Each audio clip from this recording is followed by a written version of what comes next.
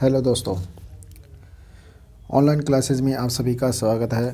दोस्तों, आज का हमारा टॉपिक है मौर्य साम्राज्य, यानी मौर्य साम्राज्य के बारे में अध्ययन करेंगे, जो हमारे एग्ज़ाम की दृष्टि से महत्वपूर्ण है। दोस्तों, मौर्य साम्राज्य की जानकारी दोस्तों सर्वप्रथम यानी कौन से अभिलेखों से मिलती है और किन किन अभिलेखों से मिलती है, या जानकारी के स्रोत जैसे पुरातात्विक या साहित्यिक स्रोत होते हैं।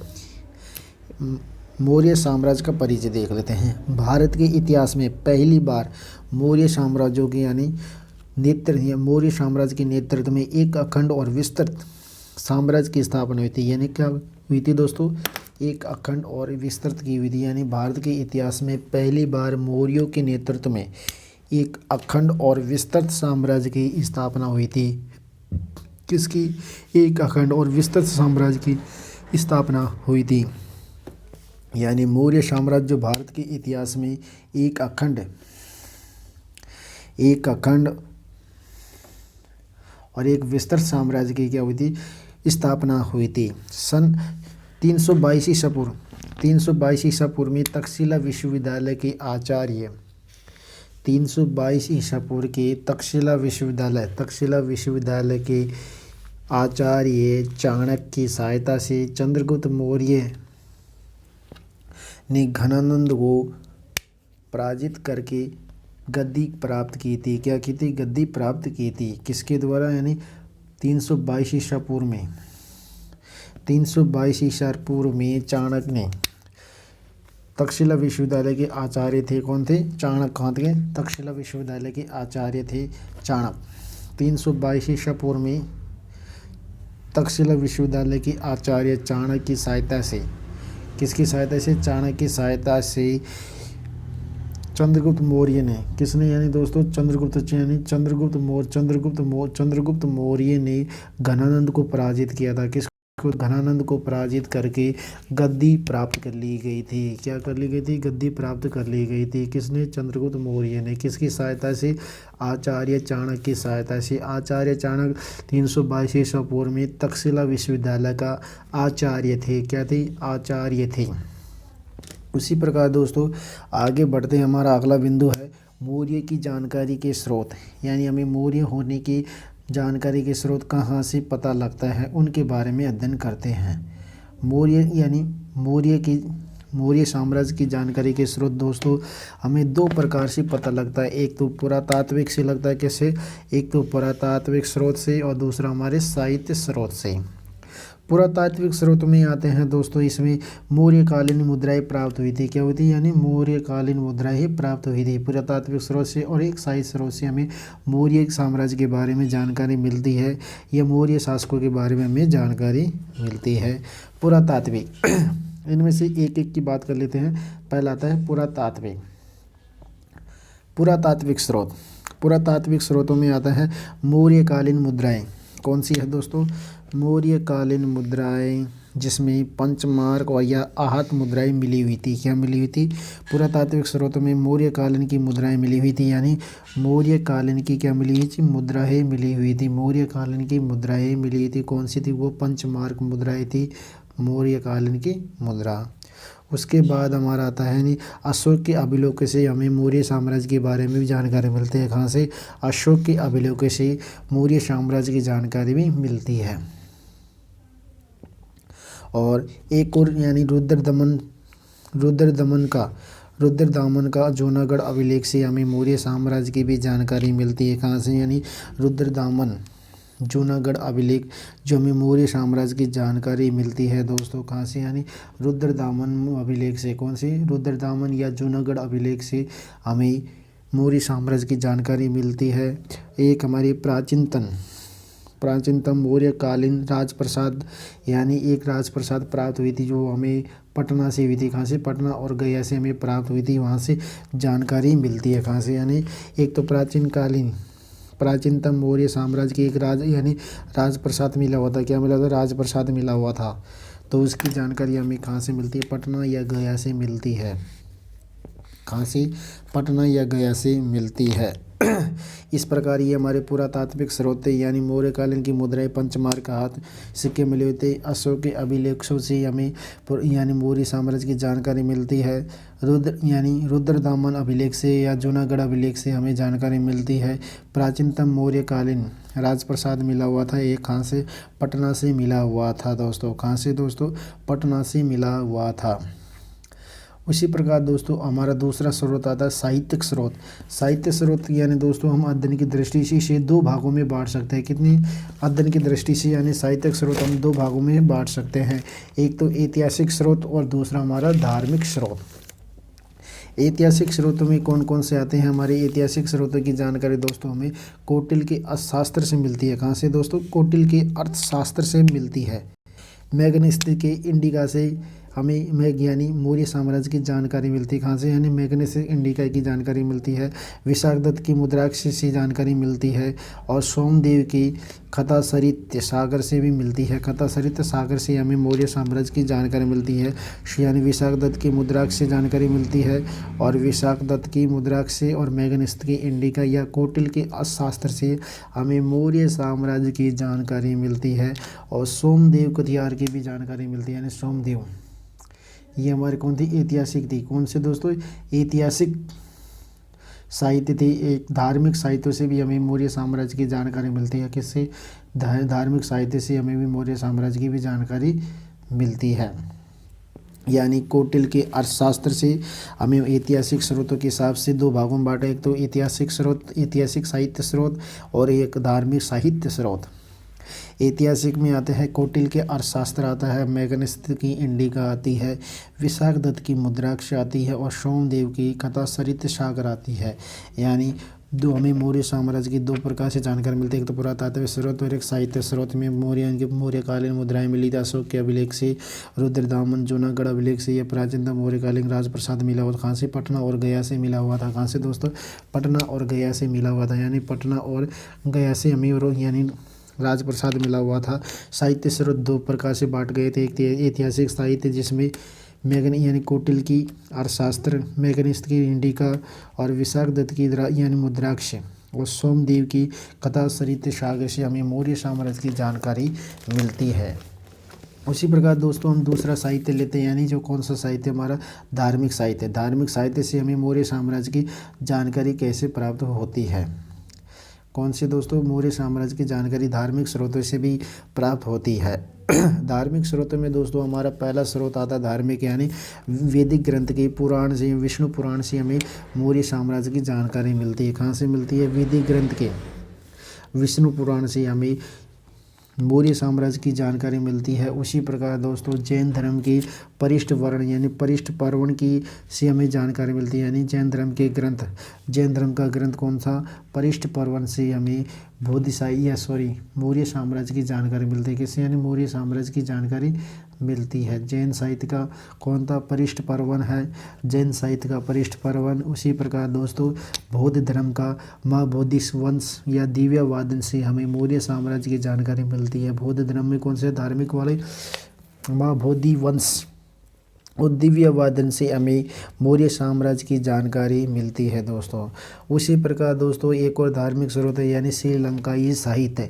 श्रीलंकाई साहित्य कौन सा था? जो सिंगली अनुसृत लिखा हुआ था। कौन से? यानी सिंगली अनुसृत में लिखा हुआ था। कौन से दोस्तों? सिंगली अनुसृत था श्रीलंका साहित्य। इसके दो वंशों के द्वारा हमें जानकारी प्राप्त होती है, एक तो दीप वंश के द्वारा और एक माव वंश के द्वारा। कौन से द्वारा? एक दीप वंश के द्वारा, एक माव वंश के द्वारा हमें जानकारी मिलती है। यानी धार्मिक साहित्य स्रोत में वैदिक से, विष्णु पुराण से जानकारी मुगल यानी मौर्य साम्राज्य की मिलती है, जैन धर्म के परिष्ठ पर्वण से मिलती है, और बौद्ध धर्म के महाबोधिक वंश या दिव्य वादन से हमें जानकारी मिलती है। और श्रीलंकाई यानी जो साहित्य है उससे जानकारी मिलती है। कौन सा? सिंघली अनुसृति, जिसके दो भाग थे। कौन से? एक तो दीप वंश और एक महावंश। इन्हें हमें मौर्य साम्राज्य होने की जानकारी मिलती है। क्या मिलती है दोस्तों? हमें मौर्य साम्राज्य होने की जानकारी मिलती है। कौन सी? श्रीलंकाई में दीप वंश होता था, महावंश और सिंगल श्रुति से हमें जानकारी मिलती है। और बौद्ध धर्म में आपको बता दिया महाबोधि वंश और दिव्य वादन से हमें जानकारी मिलती है। कौन से? यानी दिव्य वादन से जानकारी मिलती है। महाबोध में महाबोधि वंश दिव्यवादन से मिलती है और श्रीलंका में सिंगली अनुसृत या दीपवंश से हमें जानकारी मिलती है। उसी प्रकार दोस्तों यानी मौर्य साम्राज्य क्या है। मौर्य साम्राज्य के बारे में देखते हैं दोस्तों। मौर्य साम्राज्य में सर्वप्रथम चंद्रगुप्त यानी मौर्य ने स्थापना की थी। किसके द्वारा? मौर्य साम्राज्य की स्थापना दोस्तों चंद्रगुप्त मौर्य के द्वारा की गई थी। कब की? चंद्रगुप्त मौर्य के द्वारा की गई थी। कब? 322 BC या 322 ईसा पूर्व से 298 ईसा पूर्व में चंद्रगुप्त मौर्य के द्वारा क्या हुई थी, यानी मौर्य साम्राज्य की स्थापना हुई थी। क्या हुई थी दोस्तों? मौर्य साम्राज्य की स्थापना। मौर्य साम्राज्य का काल दोस्तों यानी 322 ईसा पूर्व से 298 ईसा पूर्व या 322 BC से या 298 BC मौर्य साम्राज्य का शासनकाल चंद्रगुप्त के काल में रहा था। इसलिए चंद्रगुप्त को दोस्तों यूनानी साहित्य में यानी सेंट्रोकोटस कहा जाता था। क्या कहा जाता था? यूनानी साहित्यों में यानी सेंट्रोकोटस कहा जाता था। क्या कहा जाता है दोस्तों? यानी चंद्रगुप्त मौर्य को यूनानी शासकों यानी यूनानी साहित्यों में सेंट्रोकोटस कहा जाता था। और विलियम जोन्स के अनुसार यानी चंद्रगुप्त को सेंट्रोकोटस कहा गया था। क्या कहा गया था? सेंट्रोकोटस कहा गया था विलियम जोन्स के द्वारा। और एंट्रोकोटस भी कहा गया था। क्या कहा गया था? सेंट्रोकोटस और एंट्रोकोटस किसके द्वारा कहा गया था? विलियम जोन्स के द्वारा कहा गया था। यूनानी साहित्य में चंद्रगुप्त मौर्य को सेंट्रोकोटस कहा गया है। और विलियम जोन्स के अनुसार सेंट्रोकोटस और एंट्रोकोटस किसको कहा गया है? चंद्रगुप्त मौर्य को कहा गया है। और जाति व कुल के आधार पर चंद्रगुप्त यानी विभिन्न विद्वानों ने चंद्रगुप्त मौर्य को अलग अलग साहित्यों के आधार पर अलग अलग कुल का बताया गया है, जिसमें से क्षत्रिय यानी क्षत्रिय वंश का या क्षत्रिय कुल का बौद्ध साहित्यों में बताया गया है। किसमें दोस्तों? बौद्ध साहित्यों में बताया गया। बौद्ध और जैन साहित्यों में यानी चंद्रगुप्त मौर्य को क्षत्रिय वंश का या बौद्ध साहित्य के और जैन साहित्य के अनुसार बताया गया है। यानी क्षत्रिय किसके अनुसार? क्षत्रिय वंश किसके द्वारा बताया गया है? क्षत्रिय जाति का या क्षत्रिय कुल का बौद्ध व जैन साहित्य के अनुसार बताया गया है। किसके अनुसार दोस्तों? बौद्ध व साहित्य के अनुसार, बौद्ध व जैन साहित्य के अनुसार बताया गया है। और वैश्य जाति या कुल जाति का यानी रोमिला थापर के अनुसार बताया गया है। किसके अनुसार? रोमिला थापर के अनुसार बताया गया है। किसके अनुसार दोस्तों? रोमिला थापर के अनुसार बताया गया है। वैश्य जबकि क्षत्रिय बौद्ध और जैन साहित्य के अनुसार वैश्य यानी रोमिला थापर के अनुसार बताया गया है। और दोस्तों शूद्र भी यानी शूद्र जाति या शूद्र कुल का विष्णु पुराण में बताया गया है। वैदिक पुराण के विष्णु पुराण में बताया गया है। किसको? शूद्र बताया गया यानी चंद्रगुप्त मौर्य को शूद्र कुल का या शूद्र जाति का बताया गया है। किसमें? वैदिक पुराण में भी। यानी वैदिक पुराण कौन था? वैदिक पुराण का विष्णु पुराण में बताया गया है। वृषल कुल का यानी विशाख दत्त की यानी मुद्राक्ष में बताया गया। विशाख दत्त की मुद्राक्ष में बताया गया है। और मौर्य कुल यानी जो कौटिल्य के अर्थशास्त्र में बताया गया है। मौर्य कुल किसमें? कौटिल्य के अर्थशास्त्र में बताया गया है। इस प्रकार यानी चंद्रगुप्त मौर्य को जाति और कुलों के आधार पर इसे बांटा गया था। क्षत्रिय, जैन और बौद्ध धर्म के अनुसार बांटा गया था। जबकि मौर्य कुल चंद्रगुप्त मौर्य कुल का वंश किसे बताया गया? मौर्य कुल का वंश यानी चाणक्य के अनुसार चाणक्य या कौटिल्य के अर्थशास्त्र में बताया गया है। और वृषल यानी वृषल कुल का यानी दोस्तों यानी विशाख दत्त की मुद्राक्ष में बताया गया है। शूद्र यानी विष्णु पुराण में बताया गया है। किस में बताया गया है? विष्णु पुराण में शूद्र बताया गया है। जबकि वैश्य बताया गया है दोस्तों रोमिला थापर ने। वैश्य किसने बताया गया है? रोमिला थापर के द्वारा वैश्य बताया गया है। और मौर्य कुल यानी अर्थ यानी किसके द्वारा? अर्थशास्त्र में बताया गया है। किसकी है? कौटिल्य की अर्थशास्त्र में मौर्य कुल के द्वारा बताया गया है। चंद्रगुप्त मौर्य कुल का था किसके अनुसार? कौटिल्य के अनुसार। जबकि क्षत्रिय, बौद्ध और जैन साहित्य के अनुसार था। किसके अनुसार? क्षत्रिय, बौद्ध और जैन साहित्य के अनुसार था। वैश्य रोमिला थापर के अनुसार बताया गया था। और शूद्र यानी विष्णु पुराण के अनुसार बताया गया। किसके अनुसार दोस्तों? विष्णु पुराण के अनुसार बताया गया था। उसी प्रकार दोस्तों चंद्रगुप्त मौर्य का साम्राज्य कहाँ से लेके कहाँ तक विस्तारित था। अब चंद्रगुप्त मौर्य साम्राज्य के विस्तार के बारे में अध्ययन करते हैं। चंद्रगुप्त मौर्य का साम्राज्य, चंद्रगुप्त मौर्य का साम्राज्य दोस्तों यानी उसका विस्तार, चंद्रगुप्त मौर्य के साम्राज्य का विस्तार दोस्तों दो भागों में बट यानी अलग अलग दिशाओं में बढ़ी, एक उत्तर से लेके दक्षिण और पूर्व से लेके पश्चिम और ईरान यानी कौन सा उत्तर पूर्वी उत्तर पश्चिमी दिशा में फैला हुआ था। कहाँ कहाँ फैला हुआ था यानी उत्तर में कश्मीर तक फैला हुआ था मौर्य साम्राज्य, यानी कहाँ से दोस्तों उत्तर में मौर्य साम्राज्य कश्मीर तक फैला हुआ था। किसके अनुसार? कल्याण राजतरंगिणी के अनुसार। किसके अनुसार दोस्तों? कल्याण राजतरंगिणी के अनुसार मौर्य साम्राज्य कश्मीर तक फैला हुआ था। कहाँ तक दोस्तों? कश्मीर तक फैला हुआ था। उत्तर में कश्मीर तक यानी मौर्य साम्राज्य फैला हुआ था। किसके अनुसार? कल्याण राजतरंगिणी के अनुसार। किसके अनुसार? कल्याण राजतरंगिणी के अनुसार। उसी प्रकार दोस्तों कर्नाटक यानी उत्तर से दक्षिण, दक्षिण में कर्नाटक तक फैला हुआ था। दक्षिण में कर्नाटक तक फैला हुआ था। दक्षिण में कर्नाटक में फैला हुआ था। कर्नाटक में कहाँ तक दोस्तों? दक्षिण में कर्नाटक के यानी जो हमें तमिली साहित्य के अनुसार पता लगता है। दक्षिण में कर्नाटक मौर्य साम्राज्य फैला हुआ था। किसके अनुसार पता लगता है? हमें तमिली साहित्य के अनुसार पता लगता है। तमिली साहित्य कौन था? यानी एक तो अहनापुनूर और पुरनानूर। कौन कौन से थे? अहनानूर और पुरनानूर के अनुसार हमें जानकारी मिलती है। और तमिली भाषा साहित्य में यानी कर्नाटक की साइड में यानी चंद्रगुप्त मौर्य को दक्कन का विजेता भी बताया गया है। किसका विजेता? यानी दक्कन का विजेता भी बताया गया है। तमिल साहित्य कौन कौन से? यानी अहनापुर और नूर यानी पुरनानूर साहित्य से हमें जानकारी प्राप्त होती है। किसकी? चंद्रगुप्त में कहाँ तक? कर्नाटक तक फैला हुआ था। उसी प्रकार दोस्तों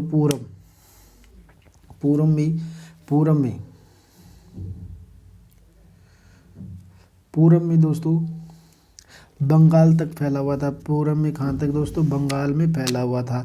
इसकी जानकारी दोस्तों हमें यानी महास्थान अभिलेख से मिलती है। कहाँ से मिलती है? महास्थान अभिलेख से हमें जानकारी मिलती है। पूरब तक बंगाल तक यानी पूरब में बंगाल तक फैला हुआ था। क्या फैला हुआ था? मौर्य साम्राज्य फैला हुआ था।